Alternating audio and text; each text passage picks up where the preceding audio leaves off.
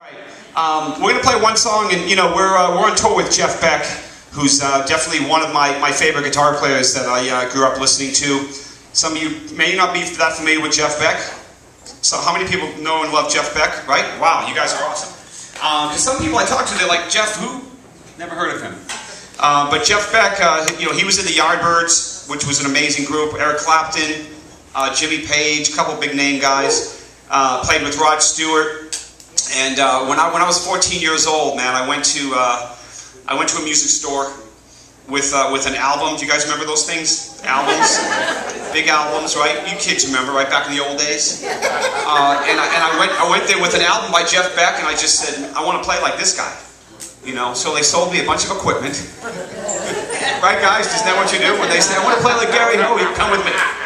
So they sold me a bunch of gear. I have no idea what I bought, but and I didn't sound anything like Jeff Beck, but it inspired me a lot, and I've been a fan of Jeff for years. So to get to play on tour with Jeff Beck is like a dream for me. When I started out, with my tennis racket in front of the mirror, when I was 12, I had a 48 string tennis racket. This thing was insane. It was insane, man. And my next door neighbor Henry, he wanted to play a drummer. That was like my first band. I was on tennis racket, and he had like 6 throw pillows. And he stole a couple wooden spoons from his mom's kitchen, and he set up his throw pillows, and I had my tennis racket, and we used to just rock out. And being from Boston, we learned that song "Dream On" by Aerosmith. So I called my sisters in the room, and I'm like, check us out. We know "Dream On," and they just said, yeah, "Dream On." And it worked out. But look at me now, right? So to play with Jeff is just a thrill and an honor, and it goes to show you that.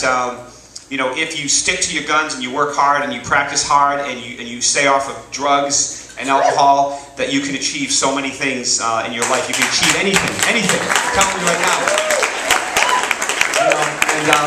I have 2 kids. I have a son, he's 8, my daughter's 11. And I told my son one day, I'm like, dude, you got to stay away from drugs. I'm like, what are you going to do someday when your best friend in the world comes up to you and says, dude, come on, man, smoke some drugs or smoke a cigarette or drink this. I said, what are you going to do?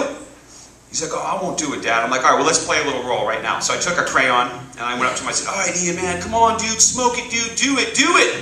So he took the crayon, and he snapped it in half, and he threw it on the ground. I said, good job, dude, good job. And he got it right away. And then we went to a restaurant, we went to Friendly's, and he broke all the crayons in the restaurant. So I told him, I said, dude, crayons are good, drugs are bad. So he's got it now. He's a boy. We're boys. We're slow, right? We pick up men. Don't we pick up slow, but once we get it, we get it. All right? It just takes us a couple of minutes. So remember, keep your hard drive clean, okay? Your head, this is a computer. This is a big hard drive, okay? You got to think of it that way. If you put drugs in your head, your computer's going to get all messed up. All right? So keep your hard drive clean. All right, guys? Deal? All right.